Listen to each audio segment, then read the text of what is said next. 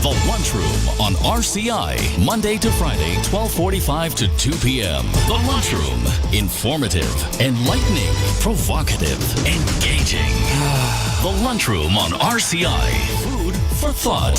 The station that gives you, more lunch.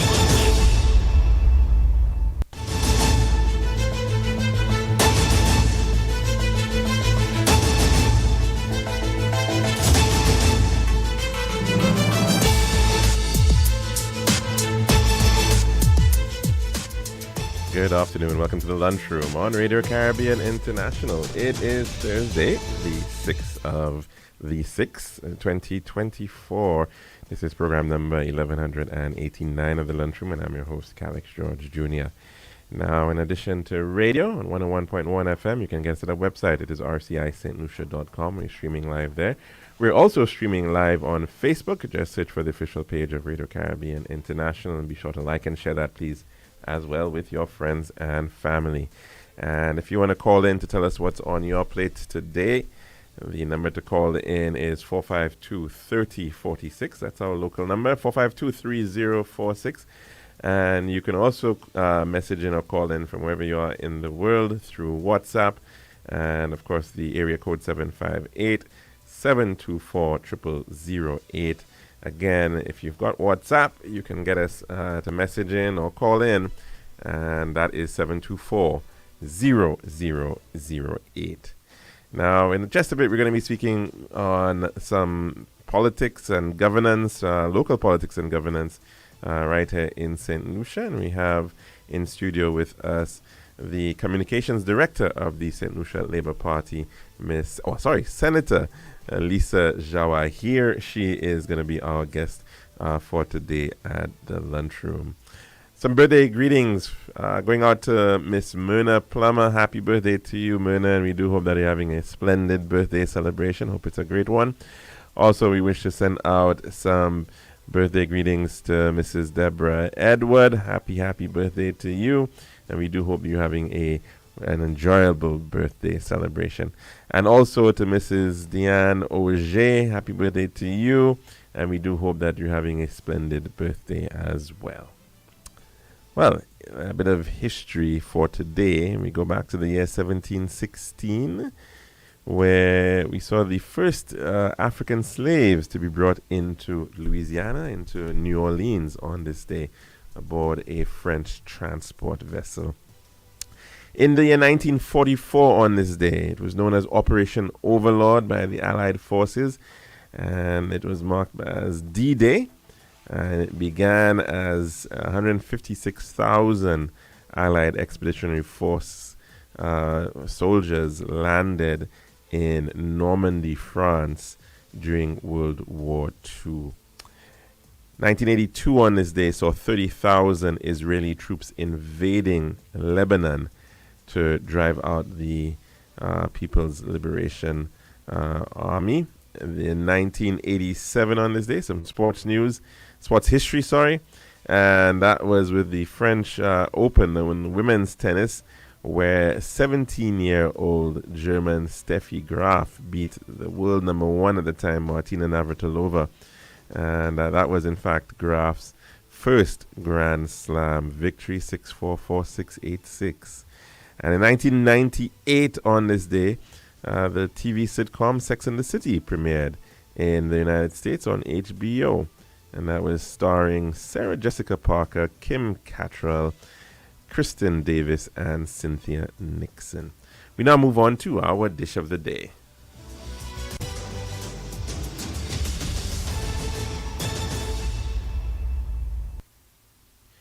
The daily dish is brought you the kind compliments of Tiles Plus. One tiles for your home, I see. Bathroom, kitchen, pantry.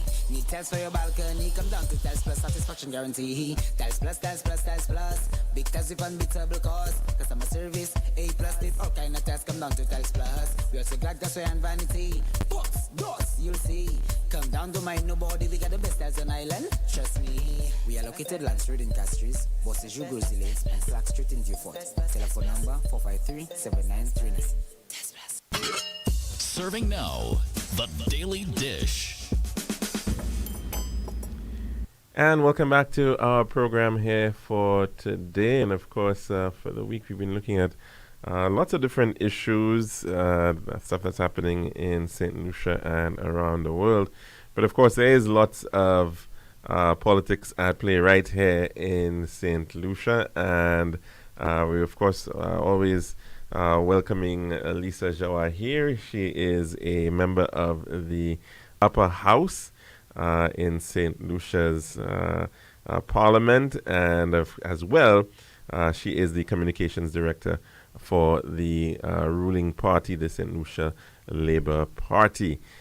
Welcome to our program, Senator Jawa here. Thank you so much, Calix. Good afternoon to you. Good afternoon to DJ Hyper, and good afternoon to all the listeners of RCI. Again, we are always so very happy to have the opportunity to be able to share the information that our government is doing with the public. So thanks again.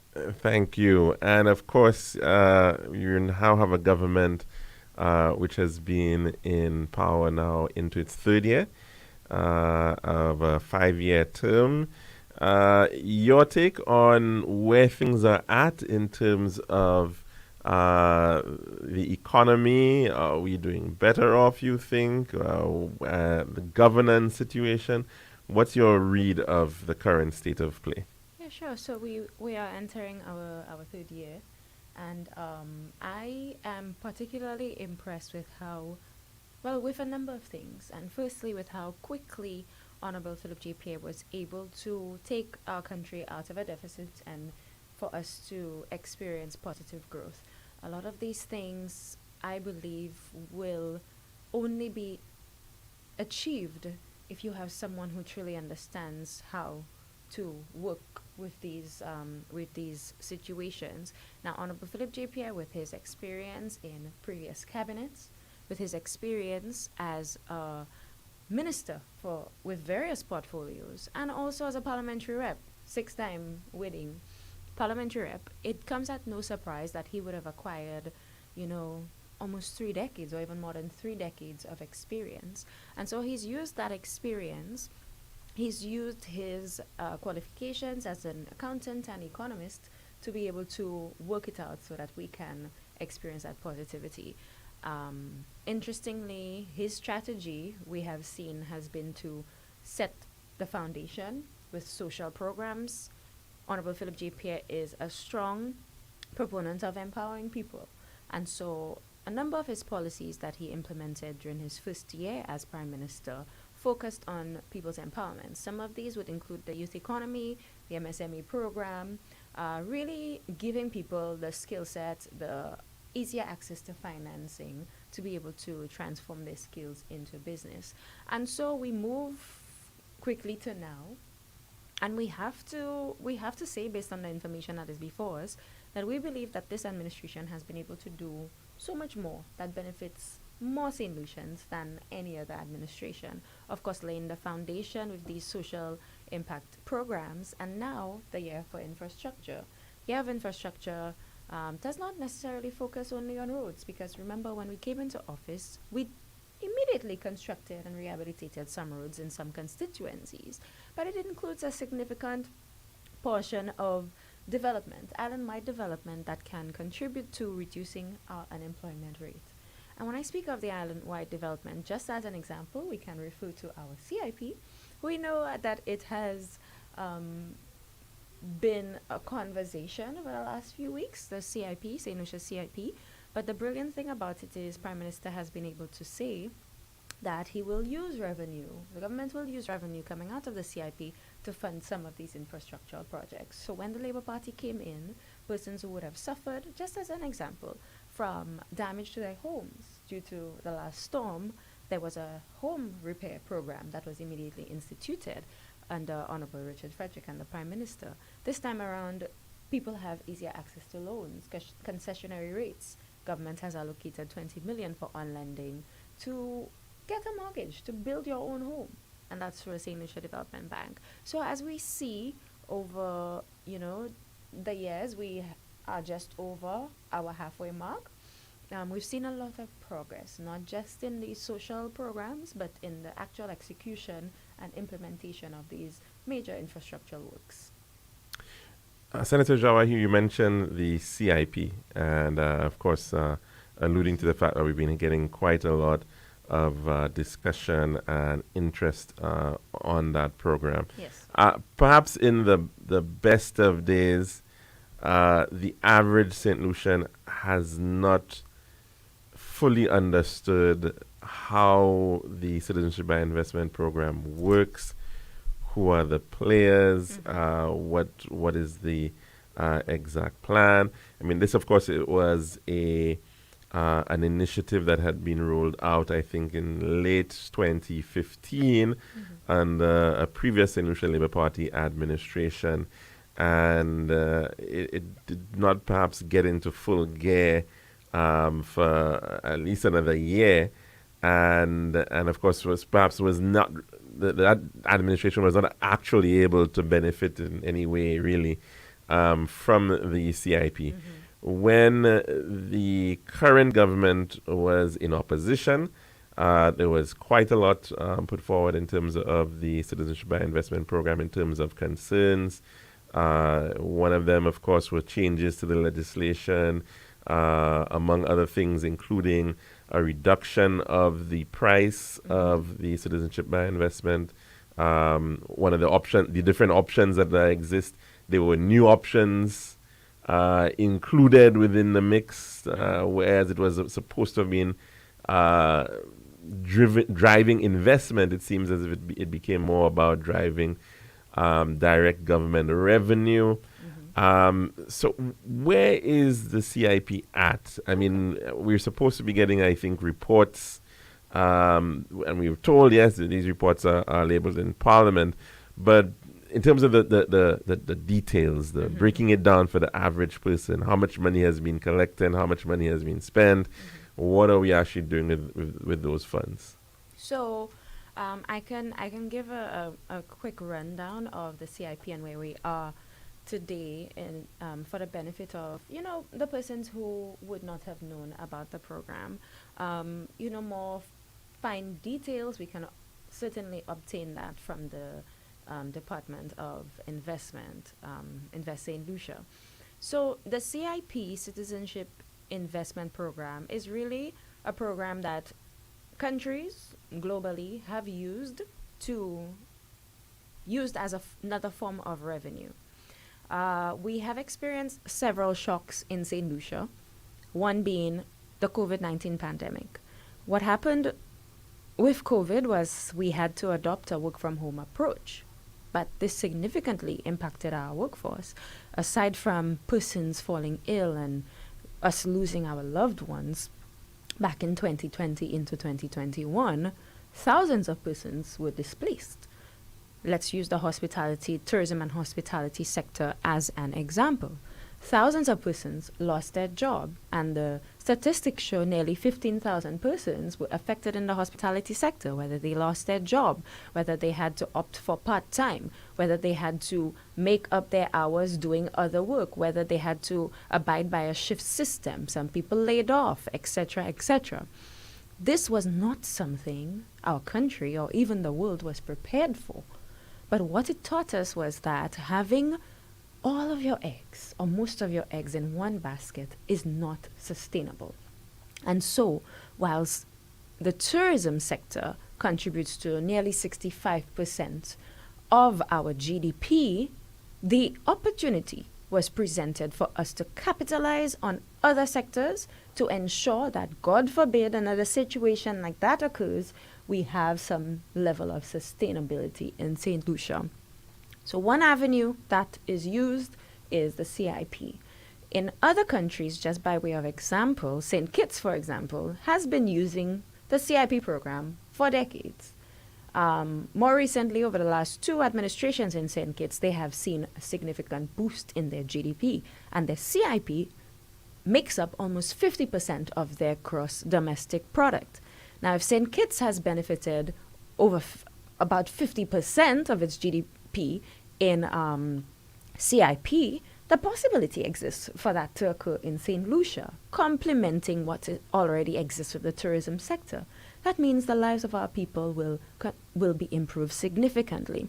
So fast forward to today, where we are is there were some countries in the OACS who wanted to sign an agreement, a memorandum of agreement, to show the world and other authorities that their CIP was strong, the due diligence processes were followed. But every country at the time needed to abide by these regulations or these rules that were stated in that MOA. If we recall, under the previous administration, during the time of Mr. Chasney, some of these restrictions were lifted or reduced. They were not as stringent to allow for a more robust or an increasingly robust due diligence process of the CIP. And so St. Lucia was at a place where the CIP was no longer 200,000, it was 100,000. St. Lucia requested for a grandfather clause. What is a grandfather clause? It's really part of the agreement that can say that we can sign now, but we will need to meet your required obligations over a certain period of time. The other countries, well, I suppose in their haste to sign, did not think that was something that they were prepared to do because they wanted it to be the same across the board. Now, you said in their haste to sign, that suggests that there is some pressure being placed upon these countries, these CBI, CIP countries. That is not to suggest that there was pressure. It could very well I mean, be. the whole point of coming together and making these changes was to be able to satisfy certain regulations. some external requirements. Yeah, in addition to, it was their timeline that they stated that they wanted to achieve this by. So, you know, as with anything, you have a room of 10 or 11 people, you have to vote on something, majority rules, right? And in that case, Prime Minister was very clear with the public that he intends to sign the MOA as soon as St. Lucia is in a position to be able to meet its contractual obligations, not put our taxpayers in any risk way. For example, the likelihood of a lawsuit should we decide to, you know, just wake up today and just change certain parts of our agreement. So St. Lucia deferred signing at the time. This somehow brought about some questions with the opposition in St. Lucia. And so there came about a lawsuit. It wasn't the first lawsuit, but there was a lawsuit in 2023 against a company called Caribbean Galaxy. And a gentleman named Mr. Martinez filed that suit against Caribbean Galaxy in St. Kitts. Now, Caribbean Galaxy operates in other parts of the Caribbean, including St. Lucia. I think it's very important for our listeners to know that Caribbean Galaxy came to St. Lucia in 2018. That is when Mr. Alan Chasney was the Prime Minister. However, the lawsuit was specifically to St. Kitts.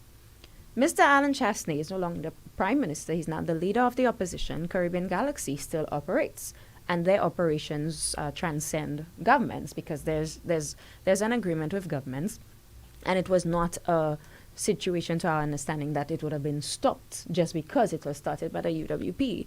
Now, Mr. Martinez somehow feels slighted that he's not able to recoup his investments due to certain allegations that he has made against Caribbean Galaxy. Now, because Caribbean Galaxy is operating in St. Lucia, Mr. Martinez, in our understanding, believes that St. Lucia needs to stop working with Galaxy. However, the leader of the opposition, in a press conference on Tuesday, said to the media that these were claims that he heard previously, that Caribbean Galaxy was involved in practices that were not to the requirements of the country or that were against the law. Mr. Chasney said to the media that when this was brought to his attention, there was an investigation. Remember, Caribbean Galaxy was there in 2018. Mr. Chasney revealed to the media on Tuesday that there was nothing that he found in his report. There was nothing against Caribbean Galaxy. He spoke with the board, by his own admission, and the board found nothing incriminating Galaxy. But interestingly, Mr. Martinez, because Caribbean Galaxy operates in St. Lucia, requested for our Prime Minister to come to the U.S., I believe it was the U.S., to have a conversation so he can show him, the Prime Minister, some damning evidence against Caribbean Galaxy. I believe Prime Minister had some priorities, so he was not able to make that meeting. But I mean, the regular person can probably ask themselves, why would the Prime Minister leave St. Lucia, go to the US to see evidence you have? If you have evidence, why not bring it to St. Lucia? But the gentleman also invited the leader of the opposition. And it is our understanding that Alan Chastney went over to the US to have a secret meeting with Mr. Martinez. Immediately after that meeting, or not too long after that meeting, here comes this lawsuit. And this lawsuit has named our CEO for CIP, and it also names the Minister for Investment. The United Workers' Party, in a previous press conference, has asked for Mr. McLeod Emmanuel, the CEO of CIP, to go on immediate leave. He has also asked for the Deputy Prime Minister, Minister for Investment, Dr. Hilaire, to be relieved of his position. Calix, we are very confused as to why this is even a conversation, because anybody can wake up tomorrow and decide that they want to file a lawsuit or they want to file a claim against somebody. And that means you, Calix, automatically loses your job. You lose your job. No evidence has come forward. But the St. Lucia Labour Party believes that Mr. Alan Chastney owes it to the people of St. Lucia, not just to the Labour Party, but he owes it to the people of St. Lucia to reveal any legitimate information he has against Caribbean Galaxy that came out of his investigation. And even if there was no information that is damning against the company, we want to see the results of that report. Because, Calix, I mean, think about it. If you commission a report, whether you find something or not, there would be, if you commission an investigation, whether you find something or not, there will be a report. The report will state whether there was information gathered, or the report will say that nothing was found. We want to know, because in Alan Chastney's words, when he was there was an investigation and nothing was found. And Caribbean Galaxy was being questioned by Mr. Martinez for 2 administrations in St. Kitts. So this is not new. And this is where we are, Calix. We really want to know what is that information that Alan Chastney has. Because at the end of the day, it really begs the question as to whether they are up to some mischief. Because we are calling people's names and there's absolutely no evidence presented. Now, Senator Joy, here there are a lot of issues in all of this and that I'm trying to unpack individually. Mm-hmm. There is the issue of the memorandum of agreement where the islands were all coming together, these various OECS members. And so back in March of this year, the Antigua and Barbuda, Commonwealth of Dominica, Grenada, St. Kitts and Nevis, they came together and they signed this memorandum of agreement to deal with the citizenship by investment programs, to harmonize things. Correct. All right. And to just read what was said at the time by the then chair of the OECS, I think he'll be ending soon. He's still the chair, which is the Prime Minister of St. Kitts and Nevis, Prime Minister Dr. Drew. He said the 4 small island developing states who signed this memorandum have committed to increase and harmonize the minimum investment threshold of the CBIPs to an investment sum of at least $200,000 no later than June 30th, and more importantly, to bring an end to underselling, a scourge on the CIB industry in the recent past. So there are 2 issues that he's pointing out to there. One was the whole issue of the investment, the minimum threshold, the minimum amount that somebody could apply and pay for to get a citizenship. And that was that issue of the 200,000 US dollars. Now, St. Lucia had some reservations. Now, I mean, the basis of the reservations, I think we were told, was that we had some sort of legal contractual agreements. Right. But we've now come back and we've said that we have in fact signed. What we have done, and I can read very quickly, is Prime Minister has proposed the way forward and said that this is our intention to sign. So I can read it very quickly. So, you know, our listeners have some context. Here we go. And it says, After careful review and extensive discussions with stakeholders and other OECS heads of governments with CIP programs, the government of St. Lucia announces that it has not yet, but it has decided to sign the MOA, Memorandum of Agreement, already signed by other OECS CIP countries. The memorandum called for common standards, like you said, Calix, and procedures in the following areas. 1, pricing. 2, information sharing and transparency standards. 3, regulation.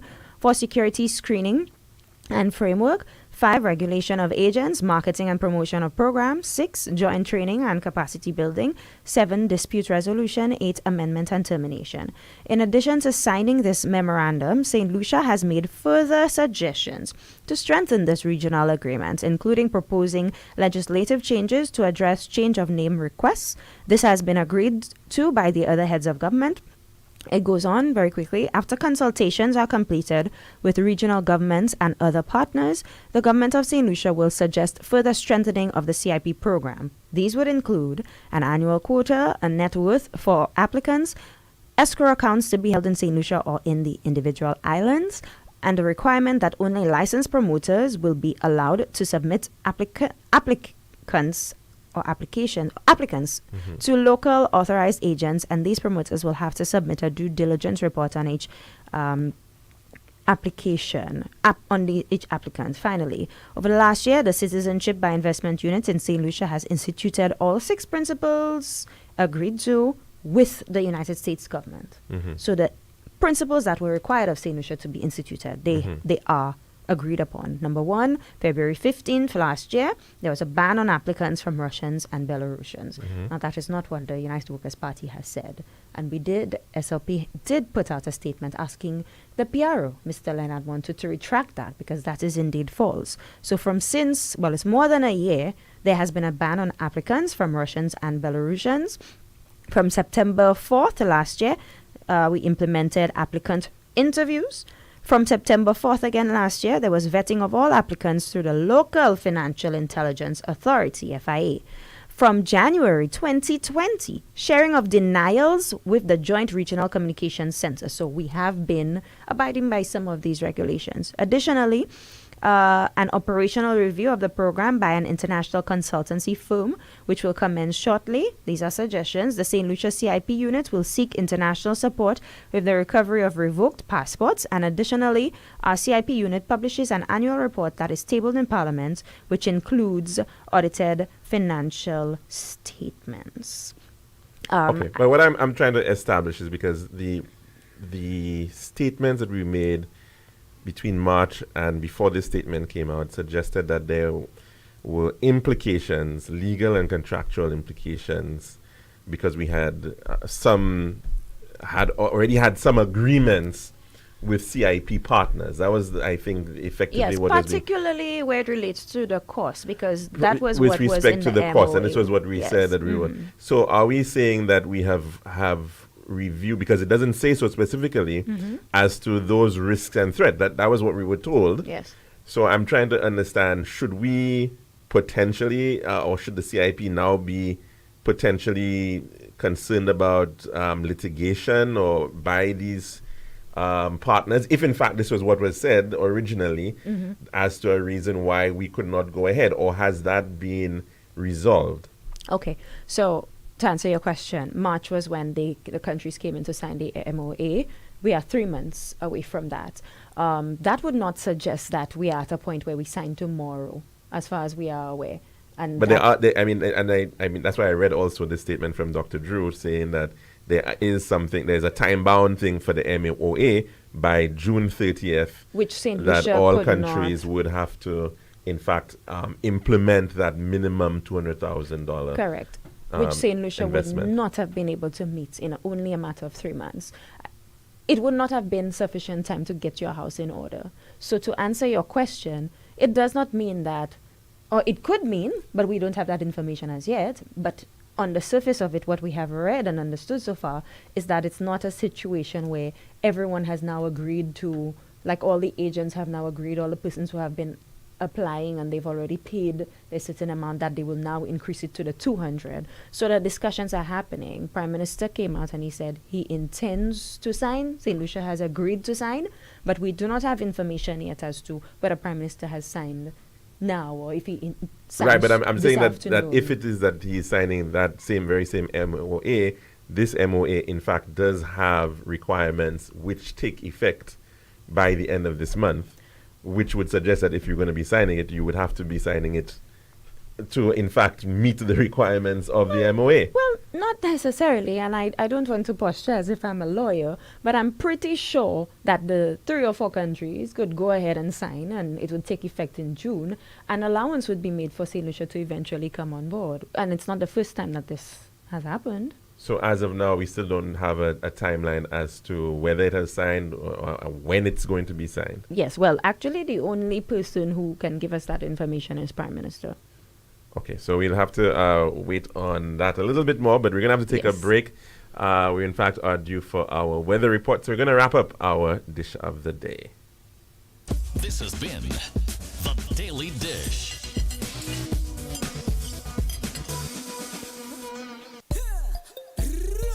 One tiles for your home, I see. Bathroom, kitchen, pantry. Need tiles for your balcony. Come down to Tiles Plus, satisfaction guarantee. Tiles Plus, Tiles Plus, Tiles Plus. Big tiles with unbeatable cost. Customer service, A+. There's all kind of tiles. Come down to Tiles Plus. We also got gasway and vanity. Books, doors, you'll see. Come down to mind nobody. We got the best tiles on island. Trust me. We are located Land Street in Castries, Bosses, Grozile, and Slack Street in Viewfort. Telephone number 453-7939. Girl, I've been so stressed searching for the perfect tiles to complete my home. Really? Yeah, it's always the same white, beige, and gray tiles with these tile stores. Like they're all buying from the same place. You're the design expert. Help me, please. I'm fed up. What are you looking for? Something different. Something that says Caribbean beauty and suits my personality. Something vibrant and classy with a little razzle-dazzle. Okay, Ms. Razzle-Dazzle, I know just the place. Island Style Tile and Bath, they're my #1 store for everything tile. And with their new In Living Color collection, you'll find the most gorgeous styles to give you that splash of Caribbean flair you're looking for. That sounds perfect. I'll even take you myself and throw in a free design consultation. I'll never say no to that, sis. I can't afford you anyway. Visit our Island Style showrooms in Castries, Rodney Bay, and Viewfort, or call 450-452 or 453 Tile. We'll help bring your vision to life in living color.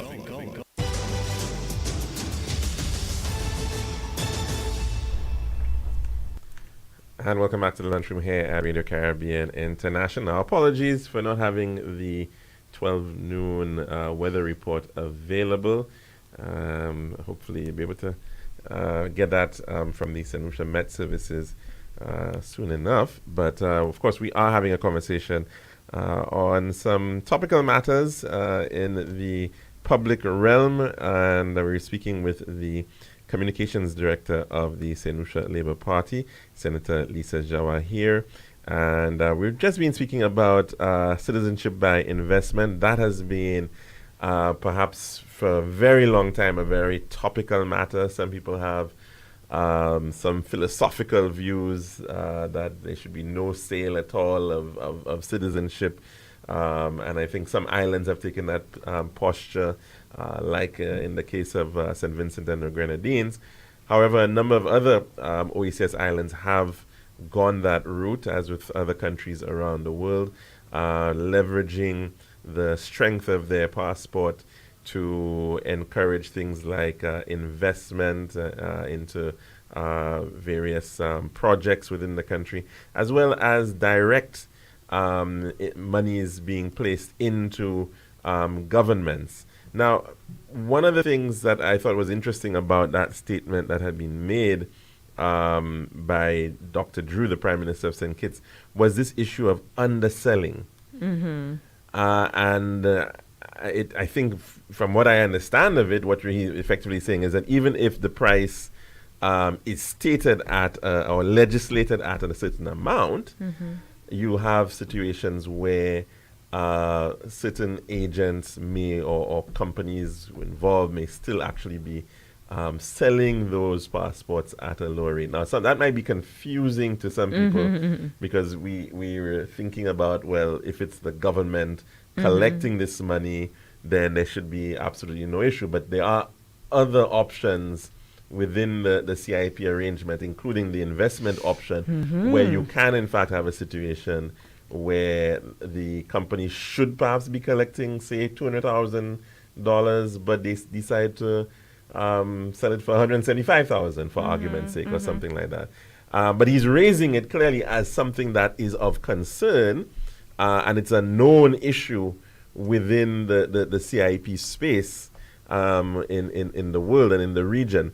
And it is in fact apparently what is the reason for this recent lawsuit that has been brought forward in a U.S. court.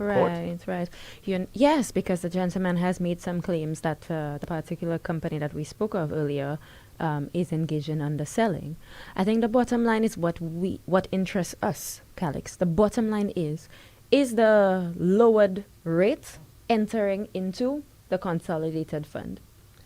Is the lower rate entering into the consolidated fund? And the answer is no. Personally, I called the various departments, the heads of the departments, to ensure that when I speak to you and to the public, that I'm speaking from a point of fact. And the response was absolutely not. There's no lowered amount entering into the consolidated fund.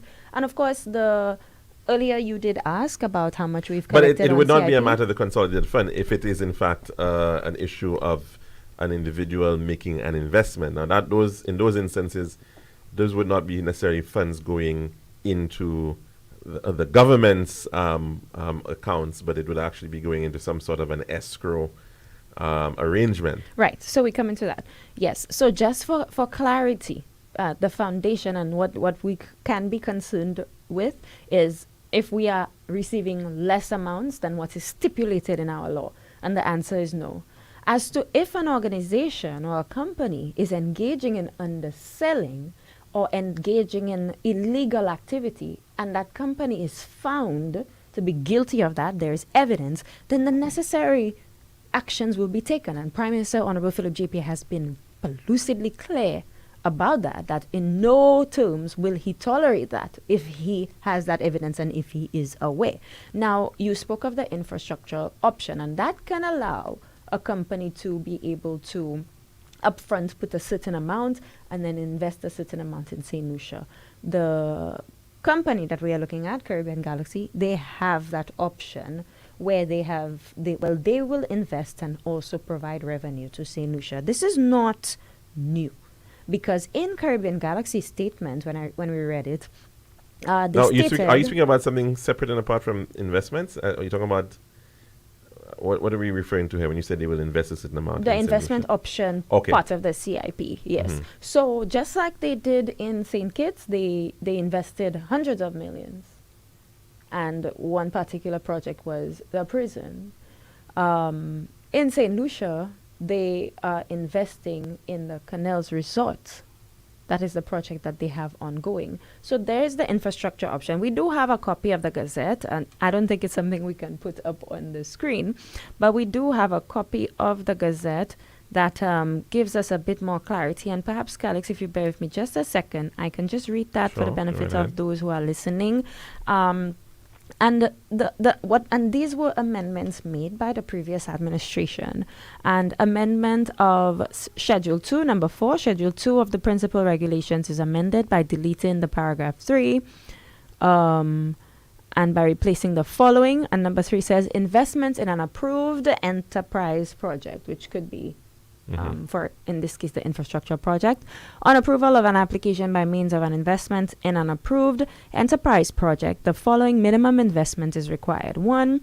Option 1, the applicant has US $3.5 million and no less than 3 permanent jobs. Option 2A, more than one applicant in a joint investment, and the amount is US $6 million, no less than 6 permanent jobs. This that you're reading right now, when is this from? This is a recent... this is the Gazette from December. from December of 2023. Of 2023, yes. And it goes on to say for option 3, applicants only US 100,000, which is the amount that Alan Chesney reduced it to, and applicants and 1 up to 3 qualifying dependents of any age, that would be US 150,000. So there are various, this is just to give you an example, that there are various options that somebody can opt for. St. Lucia at one point in time did have a real estate option, which we no longer do, and now it has been revised to an enterprise infrastructure project. So that can certainly make it a bit broader, where different business entities or different business investments can be used or can be invested by a potential CIP applicant or a potential CIP approved client. So it's not just necessarily about real estate. Now, one of the issues that we've seen with the citizenship by investment programs in other jurisdictions is that you have an individual, a company saying that they're going to come in and they're going to build a hotel, or they're going to do some sort of resort, or maybe, as you said, real estate, or whatever the case is, and they're collecting monies and they've started the project, but the project goes on and on and on and on and on, and it's almost like a never-ending project, so that they can continue to be able to collect revenue for this project almost as long as they can. Are there concerns about these types of situations? I mean, you drive through St. Kitts, for instance, and you see lots of projects, and even I think that was one of the concerns, even with Caribbean Galaxy in St. Kitts at one time as well, with a project that they were doing, a hotel project that seemed not to be able to be completed. Well, it's not a situation that I am familiar with. So I would not know all the various scenarios that the investment department would have considered, but I think it would be it wouldn't hurt for us to ask them so we can get some clarity on that. Okay, now we've spoken quite a bit about CIP. I just want to move because there's so many other issues, of course, that we need to try to get through that like have been topical wage. in the news. Now, yes, the minimum wage, that has been also one of these very topical matters. There has been an announcement through the Gazette of a recommendation coming from the Minimum Wage Commission, I think of 1,126 Eastern Caribbean dollars per month to be set as the minimum monthly wage for St. Lucia, roughly $52 a day or $6.50 EC per hour. There has been an invitation for comment for that recommendation. There's been a lot of political banter about the matter. And I think we have heard from the United Workers' Party effectively suggesting that is not enough, and it's saying that this is the St. Lucia Labour Party that is putting forward this figure, and I suppose effectively what they're suggesting is that if they were there, they would have had a higher rate. How? Your take? How? It's always so important. I love giving context, Calix, because I never believe that everybody is aware of what I'm talking about or has the background knowledge of what I'm talking about. We're talking about minimum wage, something that the father of the St. Lucia Labour Party, George F. Charles, was a strong advocate for. I mean, he was known as the leader of the union movement, of the labor movement in St. Lucia. And so it is something that the St. Lucia Labour Party was built upon. Equal opportunity, equal access to empowerment, and of course that translates to financial economic development.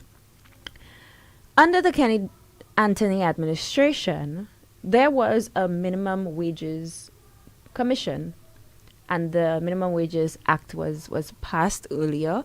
There was a commission who had to do some research. We then lost the election and the United Workers' Party came into office. There is a report that in 2009, United Workers' Party amongst themselves decided that they were going to give St. Lucians, well, their report suggested that they would give St. Lucians $750. That was in 2009. But there was no public engagement on that. That was from the then Minimum Wages Commission. Right, and that was under the UWP. Fast forward to the last administration, Alan Shastney being in office. Alex, we can be honest with ourselves. Have we ever heard of a discussion of a minimum wage? If there was a discussion, it probably was in the cabinet. I cannot say no, but I wasn't there. What I can speak to is what is in or was in the public domain. Alan Shastney never spoke of a minimum wage. That was not a priority for the United Workers' Party. Guy Joseph sat in the cabinet. Leonard Spider Montoot sat in the cabinet. And the reason why I am mentioning these two gentlemen is because they are two individuals who sat on a panel recently and said that we either do one of two things. One, increase the minimum wage, or two, do not implement it now. And their reasoning was to the latter, I will address first, of not implementing it now because they believe we are not at a place where organizations and people can afford to pay workers that. So sorry, I'm a little bit lost because I didn't actually hear the comment. So I'm trying to follow the logic of the comment from based on what you're saying. Mm-hmm. Increase it in terms of taking it beyond the 1126 proposal. Yes. To something higher. Mm-hmm. So make it higher, or don't introduce it at all. Right. Now, thank you, Alex. Thank you for reiterating, and I'm going to say it for you, how ridiculous this sounds. And I will tell you why, and let's address the former that I spoke of. We are proposing $6.50. Remember, we are coming from a place where we have no minimum wage. Well, I think there is a minimum wage. It's just very, very, very low. There are things on the books that... you cannot pay somebody below that, but that is not across the which board, I think is like right? $300 right. yeah, Now a month or something like that. That is not across the board. Mm-hmm. That does not impact the lives of the majority or a significant part of the population. And it is not fair. Because we both know, and it hurts my heart every time I speak of it, that there are mothers who work in certain organizations, and we will not mention their names, who go home with a salary of $600 a month. The $1,126 that is being proposed is almost double. But hear this, $6.50. When we look at the comparison in the Caribbean, St. Kitts has it a bit higher. But remember, I started off by saying 50% of St. Kitts' GDP is from CIP. St. Kitts' population is 30,000 persons. That is the voting population of Gros Islet, one constituency in St. Lucia.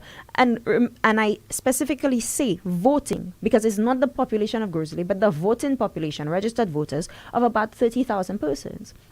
St. Kitts could perhaps afford to pay its people more. In other Caribbean islands, it does not translate to more. One more example, Calix, before I go back home to St. Lucia. 3 days ago, Jamaica announced, and that article was in the Jamaican Observer when I read it, that it has now experienced a jump in its minimum wage by 44%. Guess what? That 44% increase in Jamaica, a country that experiences $17.1 billion in GDP, that translates to $1,047 EC, less than the $1,126 proposed in St. Lucia. What does that say to you, Calix? The research conducted by the Minimum Wages Commission would have shown, and this is not research that we will see, but, Cabinet would have seen it. It would have shown that a certain part of the population or certain number of employers can afford to pay its workers a minimum of $1,126 a month. But would it not help, though, in terms of the conversation, that people could understand the thinking and the process for some of that report to be shared with the public so that people can understand how that figure of $1,126 or $650 per hour was actually attained? I mean, what are the considerations? I mean, Is that going to be part of the stakeholder engagement? I know there have been some meetings that have been had with different sectors and presentations, but these are very specific groups that are being afforded perhaps that insight. But from a national perspective, nobody's actually come out and said, well, we looked at GDP figures, we looked at minimum wages around the Caribbean, we looked at cost of living or something to come up with that figure. Is there going to be an opportunity for that? Certainly. So what happened with the minimum wages consultation process was that Prime Minister allowed for the Minimum Wage Commission to conduct its research. And that is why it was gazetted that a draft minimum wage piece of legislation, a proposed minimum wage of $6.50, which equals to $1,126, is on the table. The Minimum Wages Commission has been the entity responsible for conducting the research. Now, they did have a news story. I don't know how widely it has been shared, but they did have a news story as to the scientific research going behind how they came up with the $1,126. I have it on a voice note that we can play. I can also share it with you. Oh, that would be good, thanks, because we haven't actually seen that. I mean, what we're getting quite a lot of course, is the maybe the political statements and the political commentary. But in terms of the actual activity as from the Minimum Wages Commission, I mean, if you could actually, I don't know how long it is, but we could actually even play it. It's a little over a minute. Okay, well, that might... It's a voice note. Okay, so we will try to at least share that. It's exactly, well, it says it's exactly 2 minutes. Okay, so let's see if we can get Hyper to play it. I think... yeah,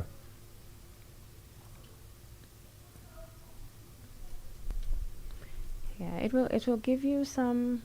It's on the technical side, but it will give you an understanding. Okay, so we're going to play it at this time.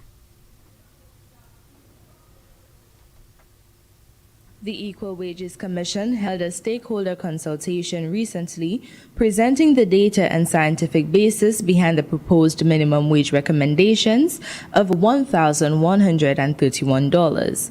The recommendations considered various economic factors such as the general wage level, cost of living, and NIS contributions. Following Chairman Poyot's address, Commissioner Paul Hilaire took the stage to present the first part of the analysis, focusing on the methodologies used to determine the proposed minimum wage. We decided now to use the OECD methodology. The OECD methodology is simply a mathematical formula that the OECD countries have recommended and also endorsed by the ILO in arriving and setting minimum wages across sectors. So on an average, you find that most families would have mother, father, and one child. So using the standard OECD scale, the first adult would count as 1, the second adult would count as 0.7, and the child as 0.5. So they get now the adult equivalent of a household is 2.2. So we needed to calculate that to be able to impose it into the formula, the OECD formula, and to arrive at the minimum wage, how we got there. The session continued with Commissioner Paul Sharon, who provided further detailed analysis using the KITES index method, which ensured that the figure derived from the OECD method was not too high, which could negatively impact the labor market, and not too low, which would fail to provide a basic standard of living. This analysis underscored the comprehensive and data-driven approach of the Commission in setting the new minimum livable wage. Reporting for Government Notebook, I am Nivalo Geist. So, Alex... right, thanks very much for sharing that with us. And that's coming from... the Minimum Wages Commission. Okay. That's GIS. Now, GIS, when you listen to it, some may understand, like maybe... some persons will understand how you arrive at that. Some persons may not be familiar with the OECD. But what has happened is really the first level of consultation. Now, today is actually the deadline for people to send in their comments, questions, or concerns to the Minimum Wages Commission.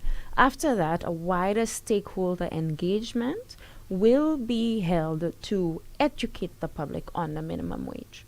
Okay, so there is in fact going to be this period.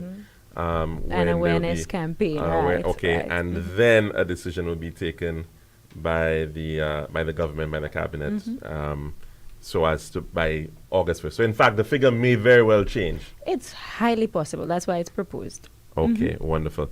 Now, Lisa, I hate to do this to you and to tell you, but the reality is that we're already out of time, and we've only been able to cover two issues, but important issues, big ones, yes. Nonetheless. And so we do thank you so very much for coming on air, and hopefully you can, don't be a stranger.